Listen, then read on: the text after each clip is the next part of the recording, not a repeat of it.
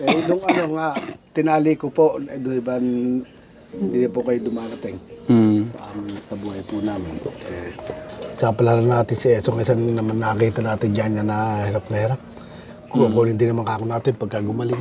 Sino doon, ganun po, sinapalaran po namin, dinala ko na po doon sa Mandaluyong. Nung nakwento po sa akin na nakakadena po siya ulit. Opo. Paano po ang, paano po nangyari? Paano po, Ayun po. paano gumaling ho si Kuya Jason? Sila Kuya Tegram, malaki tinulong sa atin. Tayo nakakuha may problema, hindi natin kako napalaki. Problema nakako talaga natin ho yun. Pero yun habang buhay kako natin na salamat yun kasi matindi rin hirap nung ni Kuya Tegram.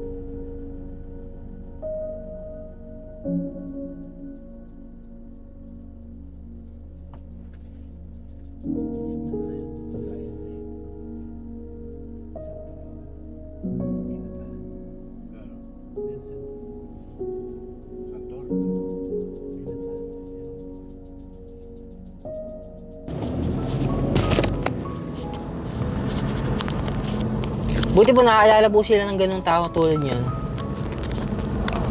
Siguro... Kasi bukod po sa meron po silang nakikilala ng taong nakapagpapasaya po sa kanila. May kilala po silang taong na pwede po silang maging masaya. Totoo po silang masaya. Sigat na din yung dyan. Nakikita ko pag nakaalala din po ng taong ganun, masaya din po ako. Hindi po sila nalulungkot. Gaya po niya, alam po yung vlogs nila. Baga, meron din pong taong totoong nakapagpapasaya sa kanila. Kasi masakit pong kalungkutan yun, no? Po yung ano yung pakiramdam sa'yo? Grabe nito. Pakita mo sa mga katekram, no? Tekram, bumababa po yung lupa, oh. Sira po yung kalsada. Pakita mo dyan sa gilid. Ayun, bumababa po yung lupa. Nataan ka dyan, tapos biglang bumagsak ang lupa, no? Grabe po. Kanina, nung nakita mo si Joshua, ano yung pakiramdam? Kasi nakita mo siya payat. Apo. Hindi makatayo. Kala ko po ano po yun eh. Ayun po pala yung tinutulungan niyo po na bigyan niyo po ng tulong. Naalagaan niyo din po yung niya. May tao po sa kanila dumating para maging masaya din po sila. At si God ang gumawa niyan, kumikilos. Apo. Kasi kahit sa'yo, Kuya... Sa inyo po ba, di kayo naging masaya? Yung tao po, yung mga ganung tao po gaya po namin napagpasaya po kayo, ano po yung pakiramdam na? Ako sobrang saya ko. Sobrang saya po sa inyo. Lalo na ikaw. Galing nga din po Nakasama kita, hindi ka na parang yung... po. Kahit paano, naayos na natin, di ba? Ibang kaligayahan po, may maalala po yung taong mabuting tao.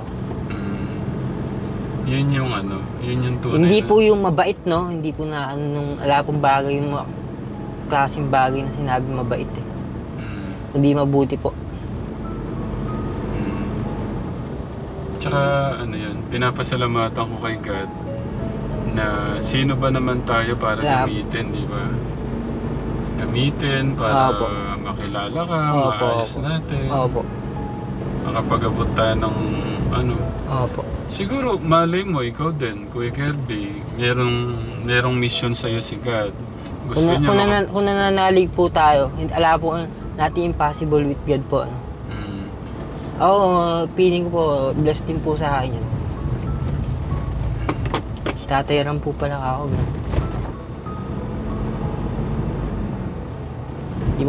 Iba po siya magpasaya ng tao. Oo nga. Ganyan po pala ako. Gaya po paniniwala po.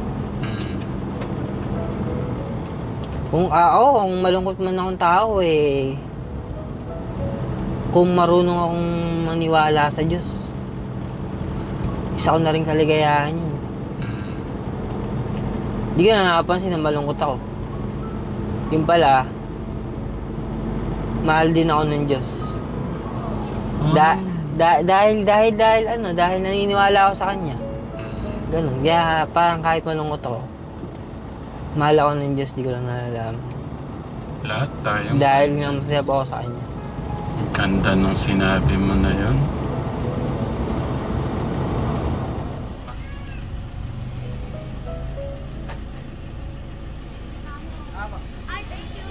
Thank you. Nakabukas yung pinto. Thank you po, thank you. Thank you po. Kilala po kayo? Aray! Aray! Ow! May langgam. Kayong napakabait na vlog. Siya. Thank you po. Hello kuya, thank you very much. Thank you din po sa discount. Ang dami po nito. Napakadami niyo pong malibigyan. Thank you. Sir, thank you po. Next time ulit.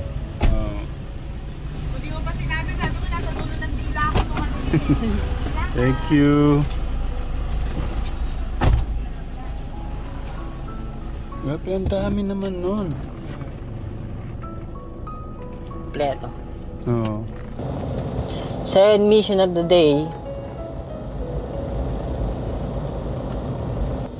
Ngayon po, at the second time, meron po kami makakadalawang mission din po kami ngayon sa araw nito.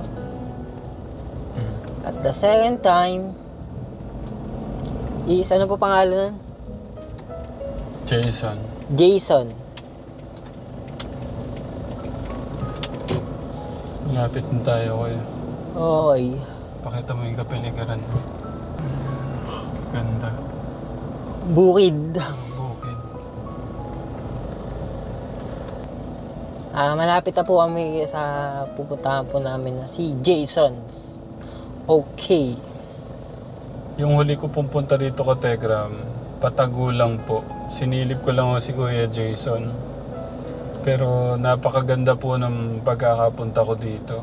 Napakaganda po ng balita.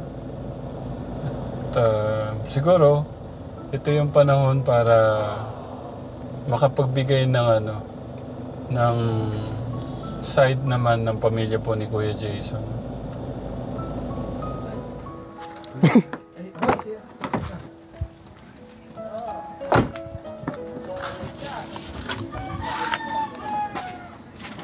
Sino na po? Oh. Ano po? May tanghali po. Ayan na. Sino na pa? Baba mo yung natin. Kilala mo pa? Sino to? Kilala mo pa yan?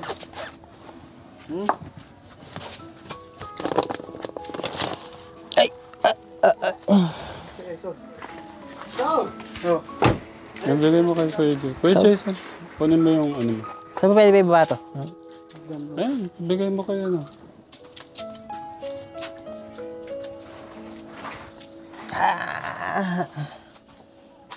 Ay, Diyos ko. Pangalawang punta ko na ho to. Nung huli ko pupunta, hindi po ako bumaba. Sumilip lang po. Chinek ko lang po siya. Magandang hapon po. Magandang po. Tinitingnan ka pala anak. Ngayon pong ngayong napatunayan ko na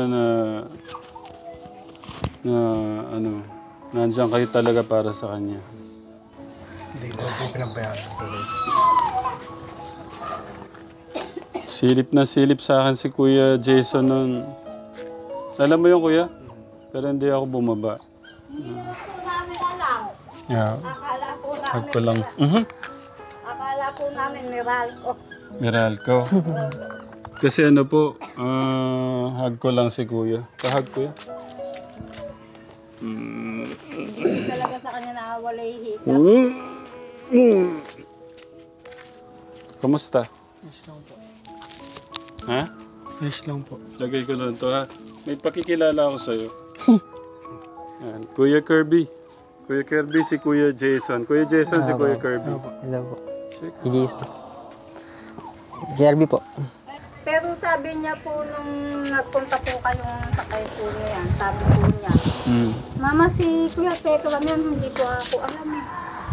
Ah. Si Kuya Tekla nga tayo. Sabi niya po, ay hindi ko pa ako alam. Alam po pala ni Kuya Jason na ako yun. Opo. Sinabi sa alala mo po ako dito. Sinabi lang po niya sa akin. Hindi ko naman, ang sinagot ko po, hindi ko pa ako alam. Gusto ko kong malaman ano po eh. Di ba nagkaroon ng problema? Opo. Di po Dinala po namin siya sa Mandaluyong. Doon po namin. Yung umpisa ko yun. Nung ano nga, tinali ko po, doon ba hindi po kayo dumarating sa buhay po namin. Sabi ko Ay tay, wait lang, walang mic. sa palaran natin si Eso kasi naman nakita natin dyan na hirap na hirap. Kukunin din naman kako natin pagka gumaling. Doon, ganun po, sinapalaran po namin, dinala ko na po doon sa Mandaluyong. Siyempre yung mga katekram natin sobrang matutuwa. Ayan pala, kaya naman pala. Opo. Mas maganda kung nagtutulungan. Alam ko nandun po yung pagtulong. Pero ang mas maganda ko sana yung nandito kami, nandun kayo. Parang siguro napakaganda po. Hindi, ako po nung nakita ko po kayo, kuya, natutuwa nga ako dumating kayo eh. Siyempre, hindi rin po nawawala sa amin yung ganyan na kayo po nakita namin dahil nung una kayo po ang naging kay Jason po eh. Kaya kami, ipapasalamat po kami. Okay, nung nakwento po sa akin, na nakakadena po siya ulit. Opo. Paano po nangyari? Paano gumaling ho si Kuya Jason? Anong ginawa po niyo? Pinagtulong. Sinapalaran po, dinala ko na nga po sa tinakaya ko yung ambulansya po dito sa Kapitan. Tinulungan po kami ni Cap Edwin. Dinala namin doon po sa Magdaluyong nga, nung sabi nung doktor, pag daw magaling na, iatid, inabot nung ng 3 buwan dalawang buwan mahigit, ala pa. Pagka ako hindi dumating at dumabot ng 3 buwan, punta ng kako natin, anak natin. Nung hindi nagtagal, bigla pong dumating. Dumating na po siya, hinatid po siya ng ambulansya ng Mandaluyong. Check up po niya sa October po. October. Pina-check up na namin to kada sinabing kung anong buwan, dinadala po namin doon. Marami yung matutuwa na hindi niyo pinabayaan yung anak niyo kahit wala kami. Hindi ko pinabayaan. Mga October 15 po, ibabalik ko po siya. Malaki naging tulong nyo. Kaya nagpapasalamat po kami doon. Kaya ginawa nyo sa amin. Salamat naman nalibot nyo po, kuya, si... Tagal na po siyang nag-aasya, nahihiya naman po ako sa inyo. Sa nangyari po kasi, nahihiya po ako. Tsaka, gaya nga po nun, sabi nga ni tatay, wala namang katotohanan, bakit po kayo mahihiya? Sige po, ganito po. Kung pinipilit ni tatay, 2 tanong ko na to, walang katotohanan yung mga sinasabi sa akin. Ako na po yung humingi ng sorry sa inyo, tay. Pero, tay, kumbaga sa kasi, kung pera ni Kuya Jason, pera lang ni Kuya Jason, kung saan kasi lumilipad do yung mga Totoo po yan. Kuya Son, sorry ha. Sorry talaga kung nakaya kong tiisin lahat yung Yun lang naman para maturuan ng lahat. Kung ano man, yun yung... Tama din naman po yung inyo na yun eh. At yun naman po sinasabi ko sa pamilya ko. Sila Kuya Tekram, malaki tinulong sa atin. tayo nakakuha may problema, hindi natin kako napalaki. Problema nakako talaga natin ho yun. Pero yun habang buhay ka ako natin na salamat yun kasi matindi rin hirap nung Nico at Tegram. Hindi lang kay Jason, sa ibang tao pa. Kagaya ni Eso na naging sakit. Talagang tinulungan niya, tinubay-gayan niya. Pati ho yung mga nandito tuloy, nadamay. Si Tibok po, sana po kasama namin hindi naman po mahuli niya. Matindi hirap po inabot siya, Tibog. Hindi po hirap. Baka Palibasa siya na kung humuli nga ng ganyan sa anak kong pinipilit kong dinadakot siya, nahuli ko. Yun, hindi ko nadakot ko, hindi nakawala sa akin. Tapos dumadakot ng pambangag, hindi katulad dito, hindi nang babangag. Dumadakot pambangag, kaya hindi ko nadala, hindi ko na isabay dito. October. Pero thank you, Tay. Salamat, Nay. Hindi niyo pinabayaan tong anak niyo. Mahal na mahal po namin yan. Kaya po... Ala kayong ano sa amin. Gagawin po namin. Ala kayong pagkukulang. Kami, kung may nagkulang man, kami yon kasi hindi namin yung hiningi namin po, hindi namin na palawak, gano'n. Kami rin po. Kasi, Tay, hindi rin biro yung mga napunta sa inyong di ba? Totoo yun.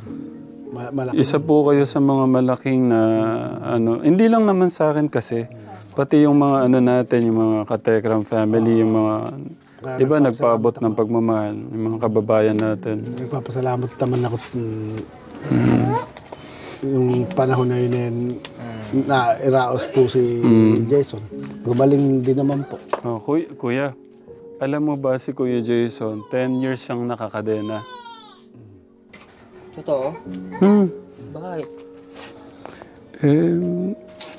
Tanong mo kay Papa niya.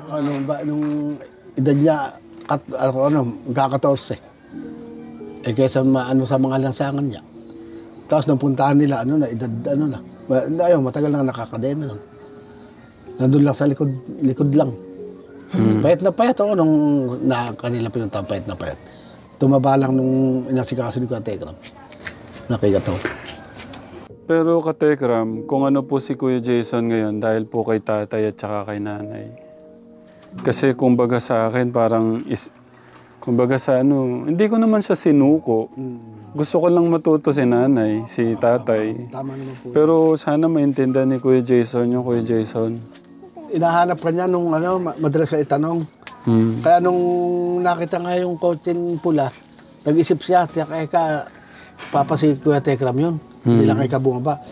Inisip ko, sino nga rin yung pulang kotse? Alam naman kung kasalanan na huhuliin ako na kung sino man yung kotse na katulad sa iba na may nuhuli talaga dito ng kotse. Hindi lang dadakotin. Nung pala, inaabangan na pala yung mga adik din Yung nadakot dyan nadala sa kaya ngayon nakakawala, nakalaya na.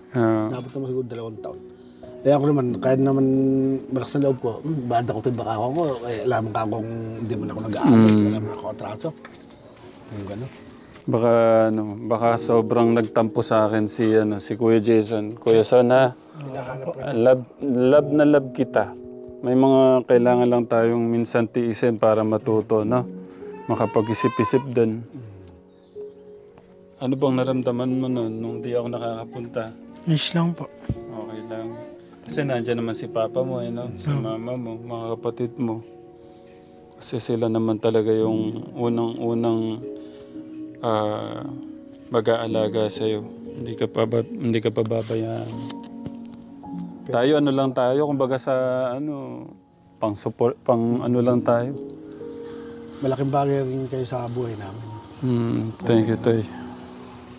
Pero ngayon, Tay, nakikita ko yung inyong yung pagmamahal kay Kuya Jason.